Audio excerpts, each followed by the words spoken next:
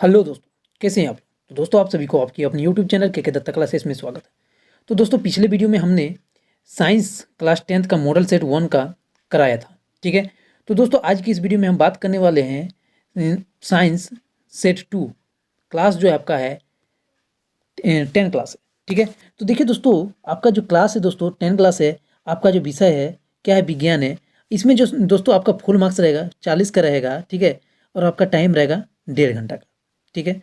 इसमें जो आपका टोटल क्वेश्चन पूछा जाएगा दोस्तों, आपका टोटल क्वेश्चन पूछा जाएगा 19। ठीक है।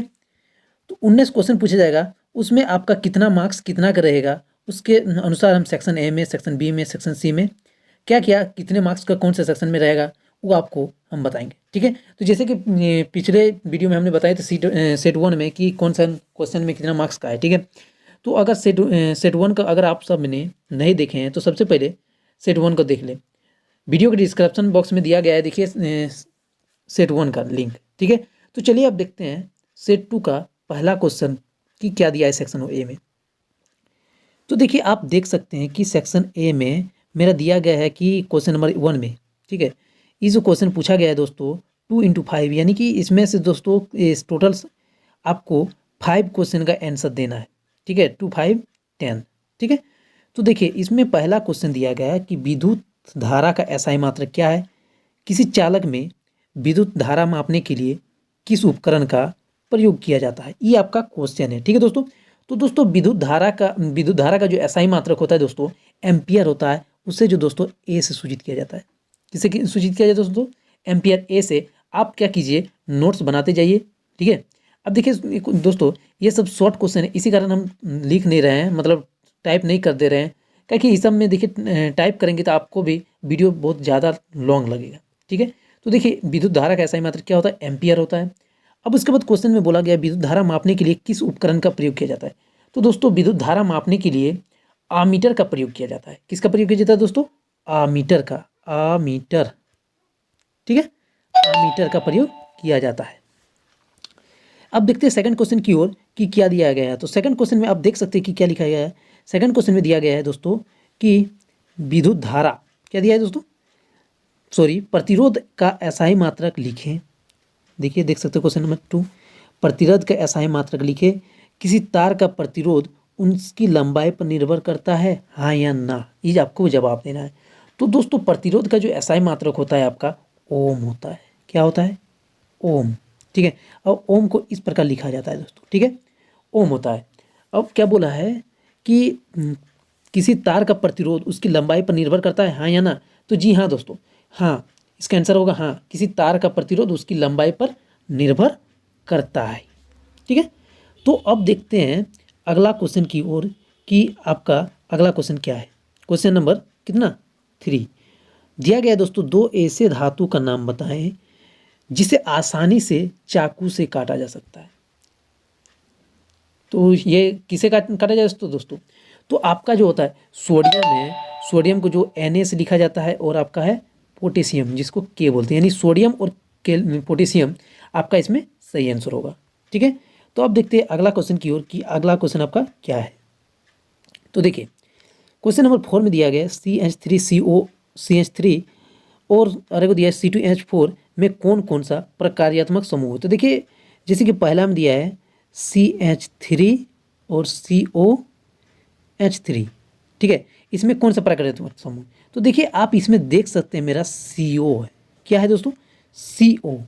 अब जिसमें CO रहेगा दोस्तों वो हम याद रखिएगा, जिसमें CO रहेगा वो मेरा होगा कीटोन। क्या होगा दोस्तों? कीटोन। ठीक है। अब देखिए उसके बाद अगला है मेरा क्या दिया है, अगला है मेरा C2H4। अब देखिए C2H4 जो आपका रहता है वो आपका तो सिंपल सा है, वो मेरा क्या होगा? एल्किन। पहला वाला CH3COH3 ये मेरा होगा कीटोन, और C2H4 मेरा क्या होगा दोस्तों? एल्किन। आप नोट्स में लिख दीजिए। अब देखिए दोस्तों ये इंपॉर्टेंट क्वेश्चन है चैप्टर नंबर 4 जो कार्बनिक यौगिक है उस चैप्टर से क्वेश्चन का है। ठीक है। अब देखिए दोस्तों आपका क्वेश्चन नंबर है 5। तो 5 क्वेश्चन नंबर क्या है कि जीवाश्म क्या है। ठीक है। जीवाश्म क्या है? तो दोस्तों जीवाश्म किसको बोलते हैं? देखिए दोस्तों लाखों अथवा हजारों साल पहले ठीक है, लाखों साल पहले या फिर हजारों साल पहले क्या पहले जाने वाले क्या हुआ साल पहले पाए जाने वाले जीवों के परिरक्षित कठोर अवशेष चट्टानों पर पैरों के निशान हो गया। मिट्टी में बने मृत जीवों के सांचे आदि को जीवाश्म कहते हैं। मतलब देखिए सिंपल सा आप समझिए इसमें कि आपका हजारों साल या लाखों साल पहले कोई भी जीव जंतु या फिर पेड़ पौधा या फिर कोई भी चीज़, ठीक है, दब कर मर गया है, मतलब मरा हुआ है, दबा हुआ है, ठीक है, उसी के निशान को ही मृत जीवों के सांचे आदि को ही हम क्या कहते हैं, जीवाश्म कहते हैं। क्या किसी को दिक्कत है? दिक्कत नहीं ना दोस्तों। अब देखिए दोस्तों, आप देख सकते हैं क्वेश्चन नंबर 6 में दिया गया है कि वंशानुगत लक्षण से आप क्या समझते हैं, ठीक है, ये क्वेश्चन नंबर 6 में दिया है। तो दोस्तों माता पिता से पीढ़ी दर पीढ़ी उनके संतानों में स्थानांतरण होने वाले लक्षण को वंशानुगत लक्षण कहते हैं। मतलब देखिए माता पिता में कोई भी लक्षण होता है, ठीक है, किसी का नाक बड़ा हो जाता है बच्चा का, किसी का मतलब माता पिता के कोई न कुछ लक्षण मिलता जुलता है, ठीक है, उसी को क्या कहते हैं, वंशानुगत लक्षण कहते हैं। यह डीएनए पर निर्भर करता है। किस पर निर्भर करता है दोस्तों? डीएनए पर। यह एक पीढ़ी से दूसरी पीढ़ी में स्थानांतरित होती रहती है, ठीक है, कुछ ना कुछ आपका देखिए माता पिता की कुछ ना कुछ मिलते रहता है, ठीक है। अब देखिए आपका अगला क्वेश्चन है क्वेश्चन नंबर 7 कि एक खाद्य श्रृंखला का उदाहरण दे। ये है क्वेश्चन नंबर 7 में। तो दोस्तों देख लिए पादप, ठीक है, देखिए आंसर में दिया गया है, देखिए मान लेते हैं पादप, पादप में मान लेते हैं कीट। अब कीट को देखिए दोस्तों कौन खाता है? मेढक, ठीक है। अब मेढक का कौन खाता है? सांप। अब सांप को जो होता है चील, जो पक्षी चील पक्षी है वो खाता है, ठीक है। इसमें पादप उत्पादक है, जबकि दोस्तों प्रथम उपभोक्ता है और चील अंतिम उपभोक्ता है, ठीक है। क्या कुछ दिक्कत है इसमें समझने में? अब देखिए दोस्तों क्वेश्चन नंबर 8 की ओर देखते हैं कि क्वेश्चन नंबर आपका 8 क्या है। इसमें देखिए दोस्तों आपका जो क्वेश्चन टोटल पूछा जाएगा, ठीक है, इसमें से आपको 5 प्रश्नों का उत्तर देना है, जो आपका 15 मार्क्स का है सेक्शन बी में, ठीक है, कुछ दिक्कत नहीं है। तो दोस्तों देखिए आपका 8वां नंबर क्वेश्चन है कि ओम का नियम बताए। इस नियम के आधार पर विभवांतर तथा विद्युत धारा में संबंध लिखिए। प्रतिरोध की परिभाषा बताना है आपको, ठीक है। तो दोस्तों ओम का नियम किसको कहते हैं? तो ओम का नियम दोस्तों नियत ताप पर किसी चालक के सिरों विभवांतर उसमें प्रवाहित धारा के ठीक है समानुपाती होता है, तो इसे ही क्या कहते हैं? ओम का नियम कहते हैं, ठीक है। अब V बराबर IR। अब दोस्तों किसी चालक का वह गुण जिसके कारण वो अपने प्रवाहित होने वाले विद्युत धारा का विरोध करता है, तो उसे प्रतिरोध कहते हैं। प्रतिरोध का मतलब भी दोस्तों क्या होता है? आपका विरोध करना होता है। क्या सही है? क्या गलत नहीं? डाउट है किसी का? तो अब देखते हैं क्वेश्चन नंबर 9 की ओर कि क्वेश्चन नंबर 9 आपका क्या दिया गया है। क्वेश्चन नंबर 9 में दिया गया है चुंबक क्षेत्र रेखाएं क्या है? चुंबक क्षेत्र रेखा के कोई दो गुण बताइए। यही आपका क्वेश्चन है क्वेश्चन नंबर 9। तो दोस्तों सबसे पहले बात आता है कि चुंबक क्षेत्र रेखाएं क्या होता है। तो दोस्तों चुंबक क्षेत्र रेखाओं को, ठीक है, चुंबक क्षेत्र रेखाओं को चुंबक क्षेत्र की रेखा के द्वारा दर्शाया जाता है, ठीक है, चुंबक क्षेत्र की रेखा के द्वारा दर्शाया जाता है। अब देखिए इसका बात आता है गुण, ठीक है। अब क्या आता है? गुण। तो दोस्तों पहला पॉइंट में आप लिखिएगा कि किसी चुंबक के क्षेत्र में रेखाएं एक सतह बंद वक्र है और वे चुंबक के उत्तरी ध्रुव से निकलकर दक्षिणी ध्रुव पर वापस आ जाती है, ठीक है। क्या इसमें किसी डाउट? ठीक है, पहला पॉइंट हो गया। अब देखिए सेकंड पॉइंट में आपको क्या लिखना है? सेकंड पॉइंट में लिखना है कि ध्रुवों के समीप क्षेत्र रेखाएं धनी होती है, परंतु जयो उनकी दूरी ध्रुवों से बढ़ती जाती है, उनका घनत्व घटते जाता है। मतलब दूरी अगर बढ़ेगा तो उसका घनत्व घटते जाएगा। अब देखिए आप अगला क्वेश्चन देख सकते हैं 10 नंबर में इजी क्वेश्चन है दोस्तों कि संचारण किसे कहते हैं? इससे सुरक्षा के उपाय बताइए। अब ये जो क्वेश्चन है दोस्तों आपका क्वेश्चन चैप्टर नंबर 1 जो है रासायनिक अभिक्रिया, उस चैप्टर से पूछा गया है कि रासायनिक संचारण किसे कहते हैं, ठीक है। संचारण किसको बोलते हैं? देखिए दोस्तों किसी भी पदार्थ में, ठीक है, जब कोई धातु अपने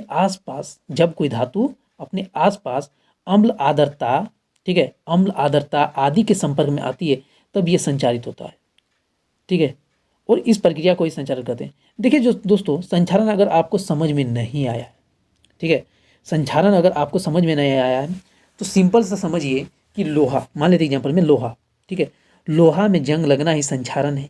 अब देखिए चांदी, चांदी के ऊपर क्या होता है, काली परत आ जाती है, काली परत, तो उसमें एक काली परत को, चांदी के ऊपर काली परत आदि, ये सब भी मेरा क्या है, संक्षारण है। अब देखिए अगला क्वेश्चन देखते हैं, क्वेश्चन नंबर 11। ठीक है, अब देखिए दोस्तों क्वेश्चन नंबर 11 आप देख सकते हैं कि क्या लिखा है। दोस्तों क्वेश्चन नंबर 11 में दिया गया है कि संतृप्त और असंतृप्त हाइड्रोकार्बन में अंतर स्पष्ट करें। ठीक है, ये मतलब दोनों का अंतर बताना है। तो क्या कीजिएगा, एक तरफ आप संतृप्त लिख लीजिएगा और दूसरा तरफ आप असंतृप्त लिख लीजिएगा। ठीक है, तो संतृप्त में आप लिखिएगा कि संतृप्त हाइड्रोकार्बन एल्केन को कहा जाता है, पहला पॉइंट में लिखिएगा संतृप्त हाइड्रोकार्बन एल्केन को कहा जाता है, और दूसरा पॉइंट में लिखिएगा कि एल्किन या एल्काइन को कहा जाता है असंतृप्त हाइड्रोकार्बन, मतलब इसे एल्किन या एल्काइन कहा जाता है, असंतृप्त तरफ लिखिएगा। ठीक है, अब देखिए, अब दूसरा पॉइंट में लिखिएगा संतृप्त हाइड्रोकार्बन तरफ की, इसमें एकल बंध होता है, और असंतृप्त में लिखिएगा इसमें द्वि या त्रिबंध होता है। क्या इसमें कुछ दिक्कत है? अब तीसरा पॉइंट में लिखिएगा संतृप्त तरफ क्या कि यह बहुत कम अभिक्रियाशील होता है, और इधर तीसरा पॉइंट में आप लिखिएगा कि यह अधिक अभिक्रियाशील होता है। ठीक है, इसमें कुछ डाउट, किसी को डाउट नहीं ना दोस्तों, आप इसमें लिख लीजिएगा। ठीक है, अब देखते हैं अगला क्वेश्चन क्या दिया गया है। क्वेश्चन नंबर 12 में दिया है दोस्तों, जैव आवर्धन क्या है। ठीक है, जैव आवर्धन क्या है, तो दोस्तों जैव आवर्धन, ठीक है, जैव आवर्धन आप लिखिएगा कि जैव आवर्धन से अभिप्राय हानिकारक रसायन का आहार श्रृंखला में प्रवेश करना और पोषी स्तर के साथ आगे बढ़ते चले जाना है। ठीक है, धरती से विषैले रासायनिक पौधों द्वारा ग्रहण कर लिया जाता है और इस प्रकार यह आहार श्रृंखला में आगे बढ़ते जाता है। ठीक है, इसका राइट आंसर हो जाएगा। अब देखिए दोस्तों, जो जो सुन नहीं पा रहे हैं, ठीक है, जो ठीक से सुन नहीं पाए हैं वो अब फिर से वीडियो को देख सकते हैं, मतलब स्किप करके आप देख सकते हैं। ठीक है, तो और एक बार जैव आवर्धन का बोल देते हैं कि जैव आवर्धन से अभिप्राय हानिकारक रसायनों का आहार श्रृंखला, ठीक है, आहार श्रृंखला में प्रवेश करना और पोषी स्तर के साथ आगे बढ़ते चले जाना है। धरती से विषैले रसायन पौधों द्वारा ग्रहण कर लिया गया जाता है और इस प्रकार यह आहार श्रृंखला में आगे बढ़ते जाता है। ठीक है, ये था इसका आंसर। अब देखिए हम देखते हैं क्वेश्चन नंबर 13 की ओर। अब देखिए दोस्तों, क्वेश्चन नंबर 13 में बोला है कि एक पारितंत्र में ऊर्जा के प्रवाह का एक चित्र बनाइए, ऊर्जा के प्रवाह का चित्र बनाइए। तो आप देखिए कैसे, किस प्रकार से चित्र बनाइएगा। ठीक है, ऊर्जा प्रवाह का चित्र, देखिए हम चित्र बना देते हैं यहाँ। देखिए इस प्रकार बनाइएगा, ड्राइंग थोड़ा मेरा खराब है इसलिए। देखिए सबसे पहले आप क्या कीजिएगा, ठीक है, सबसे पहले आप क्या कीजिएगा कि फर्स्ट में आप लिखिएगा शीर्ष मांसाहारी, क्या लिखिएगा, शीर्ष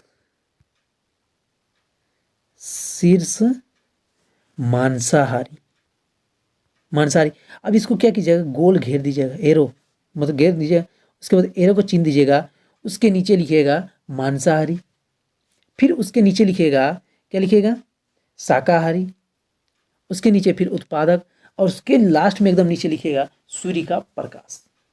ठीक है, पहले क्या लिखिएगा दोस्तों, पहले लिखिएगा शीर्ष मांसाहारी, उसके बाद लिखिएगा मांसाहारी, उसके बाद लिखिएगा उत्पादक, उसके बाद लिखिएगा आप क्या, सूर्य का प्रकाश। ठीक है, यही आपका फिगर रहा। ठीक है, फिगर आप देख सकते हैं बनाया गया है। ठीक है, अब देखिए, अब देखते हैं क्वेश्चन नंबर आगे, यानी कि क्वेश्चन नंबर 14। तो दोस्तों क्वेश्चन नंबर 14 में आपका दिया गया है कि मेंडल, ठीक है, क्या दिया गया, मेंडल ने अपने प्रयोग के लिए मटर के पौधों का चयन क्यों किया। अब दोस्तों आखिरकार मटर का ही पौधों का उपयोग चयन मतलब क्यों किया था। तो दोस्तों मैं आपको आंसर इसको बता दूं कि मेंडल ने अपने प्रयोग के लिए मटर के पौधों का चयन इसलिए किया था क्योंकि मटर का पौधा आसानी से उपलब्ध हो जाता है। ठीक है, मटर का पौधा आसानी से उपलब्ध हो जाता है, यह एक साल में कई बार लगाया जा सकता था तथा इसके पुष्प आकार में बड़े और अधिक परागण क्षमता वाला है और इनका अध्ययन करना भी अत्यधिक सरल होता है। ठीक है, मटर का जो पौधा है तो दोस्तों साल में 2 बार भी लगाया जा सकता है। ठीक है, एक साल में। ठीक है, अब देखिए दोस्तों क्वेश्चन नंबर आगे, यानी कि क्वेश्चन नंबर 15 क्या बोला है। ठीक है, तो दोस्तों क्वेश्चन नंबर 15 में बोला गया है कि एक विद्युत परिपथ में 3 प्रतिरोधकों को उनके प्रतिरोध क्रमशः R1, R2 और R3 है को पार्श्व क्रम में जोड़ा गया है, तो विद्युत परिपथ का समतुल्य प्रतिरोध के लिए व्यंजक प्राप्त करें। ये आपका क्वेश्चन है। तो देखिए दोस्तों, सेट वन में क्या दिया था कि श्रेणी क्रम में बोला था। सेट वन में क्या बोला था दोस्तों? श्रेणी क्रम में जोड़ा जाता है। अब इस पर क्या बोला है? क्वेश्चन को ध्यान से देखिए पहले, ठीक है। क्वेश्चन को ध्यानपूर्वक देखिएगा कि क्या बोला है और क्या नहीं बोला है। तो सिंपल सा दोस्तों, जैसे कि अगला क्वेश्चन में बोला था आपका सेट वन में, यानी कि सेट वन में बोला था आपका किसका? श्रेणी क्रम में। अब देखिए समांतर क्रम में क्या करना है, ठीक है। अब समांतर क्रम में जोड़ने के लिए देखिए सबसे पहले क्या लिखिएगा कि जब, ठीक है, लिखिएगा आप, जब किसी विद्युत परिपथ में R1, R2, R3, ठीक है, R1, R2, R3 के 3 प्रतिरोधक एक दूसरे के, ठीक है, एक दूसरे के समांतर में जुड़े होते हैं, तो प्रतिरोधकों के इस प्रकार संयोजन को समांतर क्रम या पार्श्व क्रम का संयोजन कहा जाता है, ठीक है। अब देखिए दोस्तों, पार्श्व क्रम जोड़ा जाता है, पार्श्व क्रम और मेरा समांतर क्रम एक ही है, दोनों एक ही नाम। अगर आपका समांतर क्रम में दे दिया या फिर पार्श्व क्रम दे दिए, ठीक है, इसमें देख के आपको घबराना नहीं है, क्या, ठीक है। तो अब देखिए, उसके बाद आप फिगर आप देख सकते हैं कि एक तरफ R1, R2, R3 लिखा हुआ है, I1, I2, I3 लिखा हुआ है, बैटरी है, कुंजी है, ठीक है, इसमें लिखा गया है, ये लिखा है। तो देखिए इसमें क्या कौन वाला है, तो माना बिंदु A एवं B के बीच 3 प्रतिरोधक R1, R2, R3 समांतर क्रम में जुड़ा हुआ है, ठीक है, बराबर बराबर जुड़ा हुआ है तीनों, ठीक है, समांतर क्रम में जुड़े हैं, तथा R1, R2, R3 में बहने वाली जो धाराएं हैं दोस्तों, ठीक है, उसमें जो बहने वाली धाराएं दोस्तों I1 है, I2 है, I3 है, और इसके बीच में देखिए विभवांतर मेरा V है, V मेरा विभवांतर है। तो दोस्तों ओम के नियम से, ठीक है, ओम के नियम से आपको पता होगा कि ओम का नियम यानी कि V बराबर IR होता है, ये आपको पता होगा। तो हम लिख सकते हैं I बराबर V/R, ठीक है, लिख सकते हैं ना। तो देखिए I1 इजकल टू लिख सकते हैं V/R1, I2 is equal to V/R2, I3 is equal to V/R3। क्या किसी को दिक्कत? अब देखिए तीनों को जोड़ते हैं, यानी कि देखिए I1, I2, I3, इसके जगह हम पुट करते हैं I का, इसमें देखिए इसमें है I बराबर हम लिख सकते हैं I1 plus I2 plus I3, लिखने से किसी को दिक्कत है क्या? ये हम लिख सकते हैं। अब देखिए I के जगह हम पुट कर देते हैं V/R, और I1 की जगह पुट कर देते हैं V/R1, और I2 की जगह V/R2, और I3 की जगह V/R3, ये पुट कर देते हैं। उसके बाद देखिए V/R, इसमें देखिए V/R1, R2, R3, इसमें देखिए कॉमन मिल रहा है, सब में V है, इसमें V कॉमन ले लेते हैं, तो आपका बचता है 1/R1, 1/R2, 1/R3। अब इसमें से भी खत्म हो जाता है, यानी कट जाता है, तो आपका बचता है 1/R is equal to 1/R1 plus 1/R2 plus 1/R3, ठीक है। ये आपका प्रूव हो चुका है। क्या किसी को दिक्कत है इसमें? नहीं ना। अब देखिए अगला क्वेश्चन की ओर देखते हैं, ये ठीक है, ये जो आपका क्वेश्चन था दोस्तों विद्युत, ठीक है, सॉरी विद्युत बोले पार्श्व क्रम, वो आपका क्वेश्चन टोटल 5 मार्क्स का है। कितना मार्क्स का है दोस्तों? 5 मार्क्स। इसमें से आपको टोटल 3 क्वेश्चन का आंसर करना है। अब देखिए बात आता है अगला क्वेश्चन का कि विद्युत मोटर क्या है, इसका सिद्धांत लिखिए, एक विद्युत मोटर का नामांकित चित्र बनाइए एवं इसके 2 उपयोग लिखिए, ठीक है। तो दोस्तों विद्युत मोटर एक ऐसी युक्ति है जो विद्युत ऊर्जा को यांत्रिक ऊर्जा में परिवर्तित करती है, तो उसे विद्युत मोटर कहते हैं। अब इसका सिद्धांत होता है, विद्युत मोटर विद्युत धारा के चुंबकीय प्रभाव के सिद्धांत पर कार्य करता है। विद्युत मोटर विद्युत धारा के चुंबकीय प्रभाव के सिद्धांत पर कार्य करती है। जब धारावाही चालक को ध्रुवचुंबकीय क्षेत्र में रखा जाता है तो उस पर एक बल आरोपित होता है। इस बल की मदद से विद्युत ऊर्जा यांत्रिक ऊर्जा में परिवर्तित हो जाती है, ठीक है।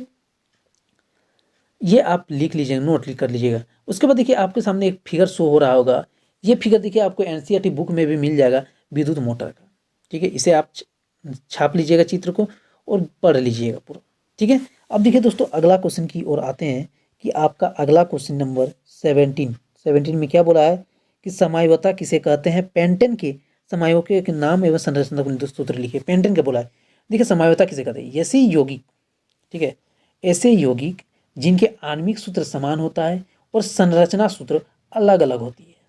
ठीक है, ऐसे यौगिक जिनके आणविक सूत्र समान होता है और संरचना सूत्र अलग अलग होता है असमायुति कहलाता है। यह घटना समायुक्ता कहलाता है। ठीक है, अब देखिए पेंटेन के लिए समायुक्ता जो होता है, पहला होता है नॉर्मल पेंटेन C5H12, आइसोपेंटेन और नियोपेंटेन। ठीक है, ये 3 होता है। अब इसका देखिए अलग अलग से फिगर बना देना है और कुछ नहीं कर रहा है। ठीक है, यही है। क्या इसमें किसी को दिक्कत है? नहीं ना। अब देखिए क्वेश्चन नंबर 18 की ओर आते हैं कि ओजन क्या है। ओजन क्या है? तो दोस्तों ओजन ऑक्सीजन का एक अपरूप है जो एक परत के रूप में होता है। यह सूर्य से आने वाली खतरनाक पराबैंगनी विकिरण से हमारी रक्षा करता है। ठीक है, पराबैंगनी विकिरण से हमें रक्षा करता है। क्या किसी को डाउट है? नहीं ना। तो चलिए अब देखते हैं आगे क्वेश्चन की ओर। तो दोस्तों आगे क्वेश्चन में दिया गया है कि क्वेश्चन नंबर बी में दिया गया है कि यह किसी पारितंत्र को किस प्रकार प्रभावित करता है। तो ओजोन दोस्तों पृथ्वी की सतह पर एक आवरण बनाती है जो पराबैंगनी विकिरणों से बचाती है। ठीक है, ओजोन पृथ्वी की सतह पर एक आवरण बनाती है जो पराबैंगनी विकिरणों से बचाती है। ओजोन सूर्य से पृथ्वी तक आने वाली चालक पराबैंगनी विकिरणों को सोख लेती है तथा उन्हें पृथ्वी तक नहीं पहुंचने देती है। ये पराबैंगनी विकिरण हमारे लिए बहुत हानिकारक है। ठीक है, इस प्रकार यह पारितंत्र को नष्ट होने से बचाती है।